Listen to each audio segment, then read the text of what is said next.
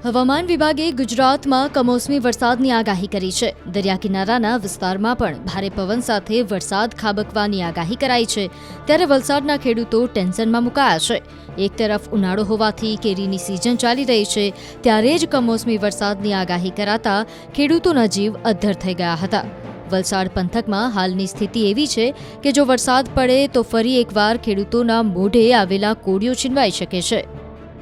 વલસાડ જિલ્લામાં દર વર્ષની જેમ કેરીનો પાક જ મેઇન મહત્ત્વનો હોય છે અને જાન્યુઆરી માસમાં લગભગ 100% મંજરી હતી, પરંતુ એમાંથી 80% મંજરી ખરી ગઈ।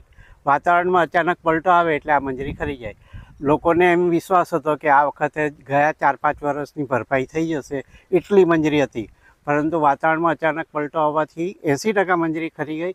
જે 20% છે એનો આ પાક છે અને એ પાકના લીધે લોકોને આશા બંધાયેલી હતી, પરંતુ છેલ્લા 4-5 દિવસથી વાતાવરણમાં આગાહી છે કે વરસાદ પડશે। ગઈકાલે તો કંઈ છાંટણા પણ થોડા વરસાદના પડ્યા, એટલે લોકોમાં એક જાતનો ડરનો માહોલ છે કે આ 4-5 દિવસ જો વરસાદ પડ્યો તો આ જે 20% પાક છે એ પણ નુકસાનીમાં જશે। અને બીજું, હાલ તુરંત લોકોએ જ્યારે કેરી થોડી તૈયાર હતી ચાલુ કરી પાડવાની, ત્યારે એ કેરી માર્કેટમાં એકદમ ઓછા ભાવથી વેચાય છે। આ વખતે શું છે માર્કેટની હાલત કંઈ લોકોને ધ્યાનમાં નથી આવતું। બાકી શરૂઆતમાં જે કેરીના ભાવ હોય છે તે ઘણા હોય છે, અત્યારે એમાંથી લગભગ 70% ભાવ પર કેરી વેચાય છે। લોકોને હજુ પણ એમ વિશ્વાસ હતો કે કેરી વેચાશે તો થોડી ઘણી ભરપાઈ, નુકસાની ભરપાઈ થશે, દવાના ખર્ચા નીકળશે, મજૂરીનો ખર્ચો નીકળશે, ખાતર પાણીનો ખર્ચો નીકળશે, પરંતુ આવું શક્યતા હવે લાગતી નથી। જે 4-5 દિવસ જો વરસાદ આવ્યો તો વધારે તકલીફમાં મુકાશે ખેડૂતો। આ વર્ષે શું થયું છે કે જ્યારે કેરીનો મોર અને આજે આવવાની શરૂઆત થઈ છે ત્યારે એવું લાગતું હતું કે ઘણો પાક ઉતરશે એવું લાગતું હતું, પણ હવામાનના પલટાના લીધે શું છે કે મોર ખરી પડ્યો અને એના લીધે કેરીનું બેસાણ ઓછું થયું। અને હવે પછી જે થોડું ઘણું અમને લાગે છે કે અમે બચાવીશું કેરી, પણ એવું લાગતું નથી, કારણ કે હવામાન એવું પલટાઈ રહ્યું છે કે પવન આવે છે, વરસાદની બી આગાહી રહી છે, એના લીધે અમને નુકસાન થાય એવી ઘણી અમને ચિંતા છે।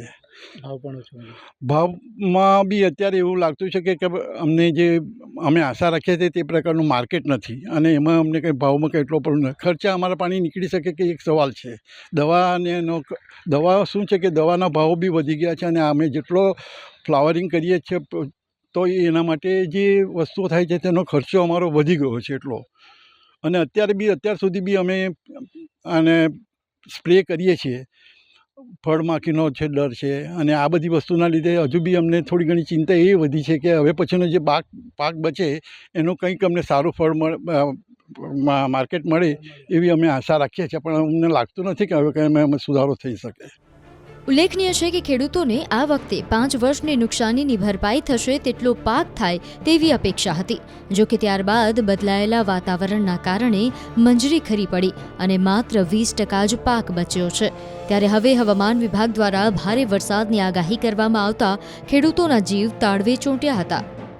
આ વર્ષે અત્યારે જે પોઝિશન છે, અત્યારે એવું સંભળાય છે કે 4-5 દિવસમાં જો અત્યારે વાતાવરણ એવું એટલે ફેરફાર થયો છે વાતાવરણમાં કે એ વરસાદ પડવાની આગાહીની વાત સાંભળતા જ ખેડૂતોના ખૂબ જ એને ચિંતાનો વિષય બની જાય છે। અને નુકસાનીમાં જે કાંઈ 15-20% જે અમારો પાક બચ્યો છે એ જો વરસાદ જો આવ્યો તો પછી કેરી એક તો હવાથી તો ઘણી લગભગ 5-10% તો પડી જ જશે નીચે, એ તો નકામી જ જશે।